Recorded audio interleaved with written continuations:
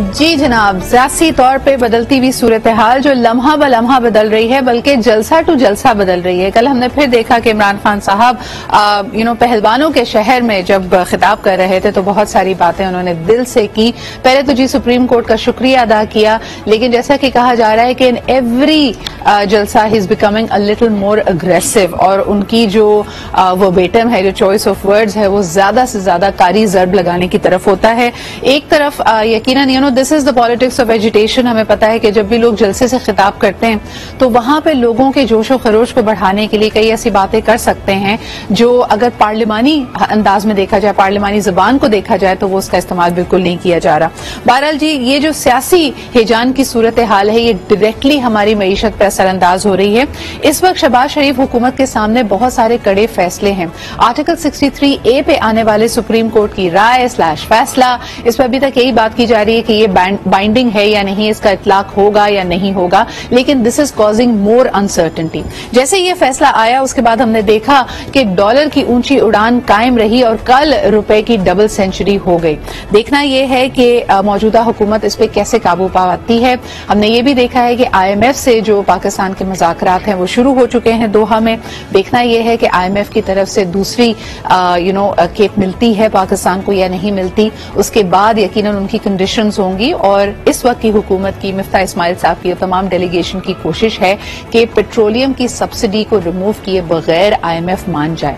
लेकिन इस बात का खदशा मौजूद है कि IMF अगर ये नहीं मानता तो पेट्रोल की कीमत ऊपर जाएगी, हुकूमत को मुश्किल फैसले करने पड़ेंगे, और इन मुश्किल फैसले कर लेने के बाद क्या हुकूमत जल्द अज जल्द इलेक्शन अनाउंस करेगी, या दूसरी तरफ अपने इत्तेहादियों की बात मानते हुए जो कह रहे हैं कि जी सबसे पहले इंतखाबी इस्लाहात होनी है, सबसे पहले सेंसस होना है, जब तक ये दोनों काम नहीं होते हम इंतखाबात की तरफ नहीं जा सकते। इसके अलावा हमने देखा कि बिलावल भुट्टो ज़रदारी साहब ने भी इस बारे में स्टेटमेंट्स दी हैं। सबसे पहले आपको सुनवाते हैं कि बिलावल भुट्टो ज़रदारी साहब ने क्या कहा, and then we'll take this conversation forward. The dictator of the day who pushed an Islamization policy within and without Pakistan. The Frankenstein monsters that were created as a result of that regime, the ground realities of the situations in and around us, combating extremism, combating terrorism, spreading the peaceful, progressive message of Islam, advocating for human rights, for women's rights, for democracy, are incredibly important to myself and my party and form the basis of our manifesto. We must prioritize relieving the humanitarian crisis, ensuring that there's not a total economic collapse in Afghanistan, that it was not Pakistan or anybody else, but it was the United States who had direct communication and dialogue with the Taliban regime before their takeover of Kabul, and there is a direct agreement between the United States and this regime. We all believe, Pakistan believes and the international community believes, that will not serve any of our interests if we abandon the people of Afghanistan once again. जी जनाब, बात तो बड़े पते की कह रहे थे कि अफगानिस्तान के लोगों को तनहा नहीं छोड़ा जा सकता। एक stable, politically stable, otherwise stable Afghanistan Pakistan के फायदे में है। दहशतगर्दी, इंतहा पसंदी को हमने मिलकर उसका खात्मा करना है, और ये पाकिस्तान के लिए अहम है। This was Bilawal Bhutto Zardari speaking to CNN as the foreign minister of Pakistan. लेकिन इसमें सबसे बड़ा जो मेरी ऑब्जर्वेशन थी कि was he really speaking as a foreign minister of Pakistan, because कई जगह आपने देखा, और हमने आपको इस इंटरव्यू स्टेटमेंट में भी दिखाया, उन्होंने कहा कि it is important to me and my political party. यानी इमरान खान साहब पे हम ये इल्जाम लगाते हैं कि वो अभी तक, यानी जब हुकूमत में थे तब भी शायद उनको एहसास नहीं हुआ था, वो फिर भी ऑपोजिशन की जुबान बोल रहे थे। देखना ये है कि ये statement did it come as the foreign minister of Pakistan और as chairman Pakistan Peoples Party. हमारे साथ मौजूद हैं अब्दुल्ला हमीद गुल साहब, सीनियर तज्जियाकार हैं, दिफाई मामलात को भी बड़ी इनकी गहरी निगाह रहती है। आइए उनसे जानते हैं कि उन्होंने बिलावल भुट्टो ज़रदारी साहब की स्टेटमेंट को कैसे देखा। अस्सलाम वालेकुम अब्दुल्ला साहब। वालेकुम अस्सलाम, सुबह बखैर।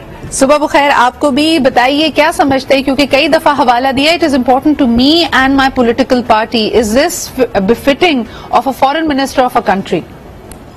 आई think it is of course their personal agenda.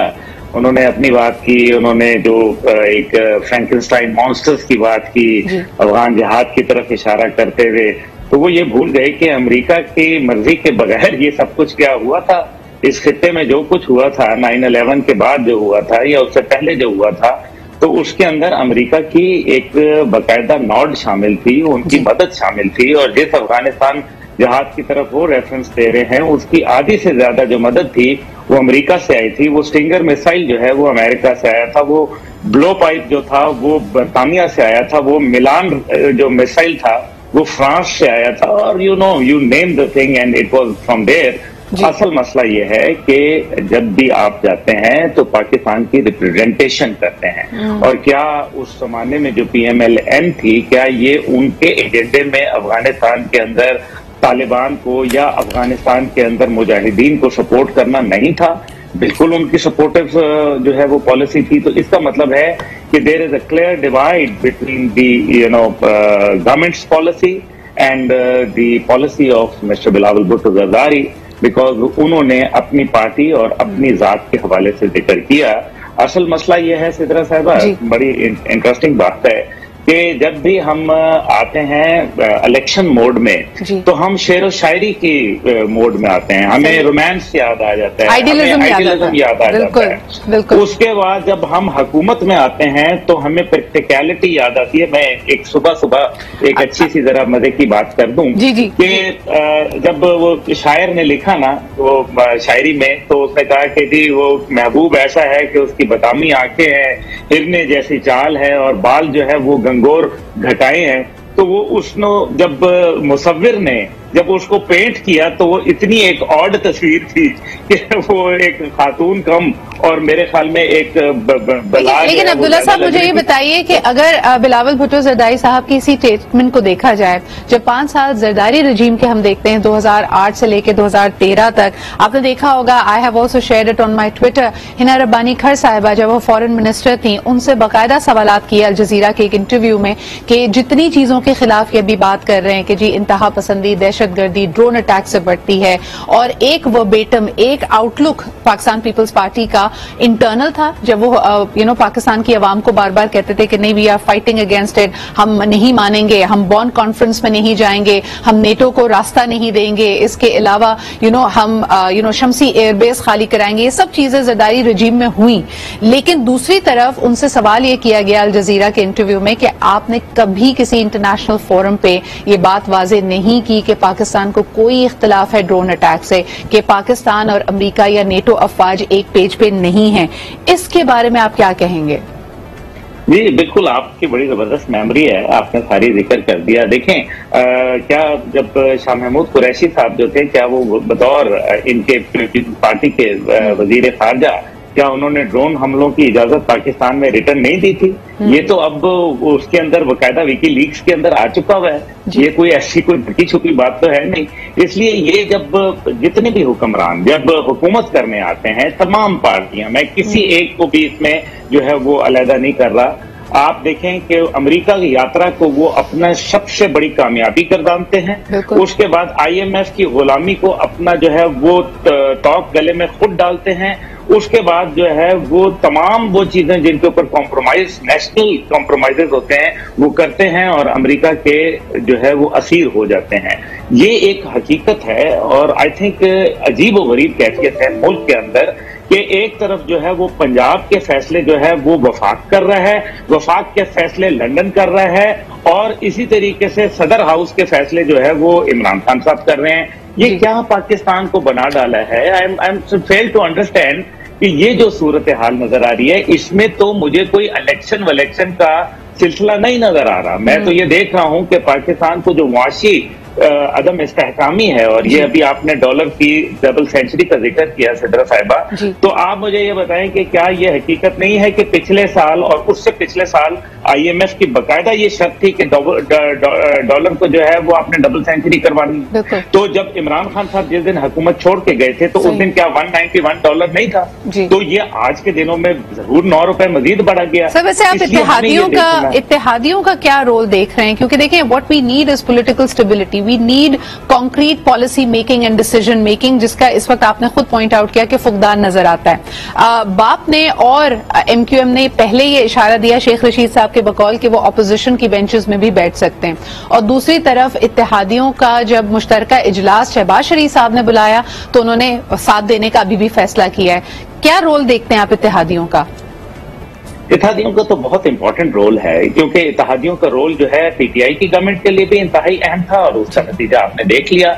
और दूसरी तरफ जो है मौजूदा हुकूमत तो खैर है ही बैसाखियों के ऊपर, एक टू का मुरब्बा है ये। लेकिन असल मसला ये है कि चले वो अगर वहां से उनको छोड़ देते हैं तो फिर PTI तो हुकूमत में मौजूद ही नहीं है, वो तो बेंचेस पे नहीं है, वो तो रिजाइन कर चुके हुए हैं। उसका मुतल्लिक उनका क्या ख्याल है? तो ये मतलब उसका फायदा क्या, बेनिफिट क्या लेंगे, ये है असल सवाल। देखिए, असल मसला यह है कि आप जो भी इलेक्शन करवा लें, पहली बात है कि इस टाइम पे जो हमारी मुआशी सूरत हाल है उसके अंदर क्या हम इतने पैसे लोगों की रोटी खींच के स्पेयर कर पाएंगे इलेक्शन के लिए? This is question. पर अब्दुल्ला साहब, सवाल तो ये भी है ना, जिस तरह सब्सिडी के हवाले से यही बात की जा रही थी कि भाई अवाम की जेब से डायरेक्ट पैसा लें या हुकूमती खजाने से सब्सिडी देते रहें। इस वक्त जो सूरत हाल है, आप बिल्कुल सही कह रहे हैं, election is an expensive activity, लेकिन अगर ये मुश्किल फैसले ये हुकूमत लेती है तो फिर इसका जो सियासी ब्लो बैक आएगा उसके बारे में क्या कहेंगे? कल मैं कमरुज़्ज़मान कायरा साहब की स्टेटमेंट सुन रही थी, उन्होंने कहा कि पहले तो इमरान खान साहब जा नहीं रहे थे, यानी वजारत उज़्मा छोड़ नहीं रहे थे, और जब छोड़ी है तो वो मईशत के लिए बारूदी सुरंगें बिछा कर गए हैं, लैंड माइन्स बिछा के गए हैं, और इसलिए ये मुश्किल फैसले हमारे सामने आ रहे हैं। आप इस स्टेटमेंट को कैसे देखते हैं? I think the blame game should and. किसी न किसी वक्त में इस ब्लेम गेम को खत्म होना पड़ेगा। 2018 में उन्होंने कहा कि जब PTI हुकूमत आई तो उन्होंने कहा कि पिछली हुकूमत कुछ नहीं छोड़ के गई, ये हुकूमत है तो ये भी कुछ नहीं छोड़ के जा रही। मेरे ख्याल में आवाम को अब बेवकूफ नहीं बनना चाहिए, मजीद आवाम को अपने फैसले खुद करने चाहिए। हमें एक ऐसा निजाम चाहिए जिससे आम आदमी को जो है वो फायदा हो। वो अलामा कहते हैं ना कि जिस खेत से मुयस्सर ना हो दहकान को रोजी, उस खेत के हर खोशा गंदम को जला दो। मसला यह है कि we can not sacrifice Pakistan for any redundant system. But unfortunately Abdullah साहब, इसकी बड़ी नेगेटिव मैनिफेस्टेशन आ रही है। बिफोर वी एंड, और आपके इसी जो आपने मिसरा शेयर किया उस पर बताते चलें कि कल एक अजीबो गरीब वीडियो वायरल हुई थी एक मुर्गी के फार्म से, जहां पे सताई हुई अवाम जो देख रही है कि कीमतें हर चीज की बढ़ रही हैं, उन्होंने उस फार्म को ही लूट डाला। आप यकीन नहीं करेंगे, उस वीडियो में एक अजीबो गरीब मंजर है कि लोग अपने हाथ, जितना उनके हाथ कोई भी जानवर लग रहा है, कितने भी मुर्गियां लग रही हैं, वो उसको उठा के वहां से भाग रहे हैं। I don't know what is happening, this is a complete chaotic situation. Chaos को इनवाइट करती है ना जी, अनसर्टेनिटी जो होती है वो केओस को दावत देती है, वो लोगों के एंगर को जो है वो इंस्टिगेट करती है। अब्दुल्ला साहब, अल्लाह खैर करे, अल्लाह ताला पाकिस्तान की बका और उसकी आगे प्रोग्रेस के लिए हम सबको तौफीक दे, और यकीनन ये सूरत हाल काफी गंभीर है। It is a very very sensitive point in time for Pakistan. बहुत शुक्रिया हमारे साथ मौजूद होने के लिए। लेते हैं एक छोटा सा break and will be right back.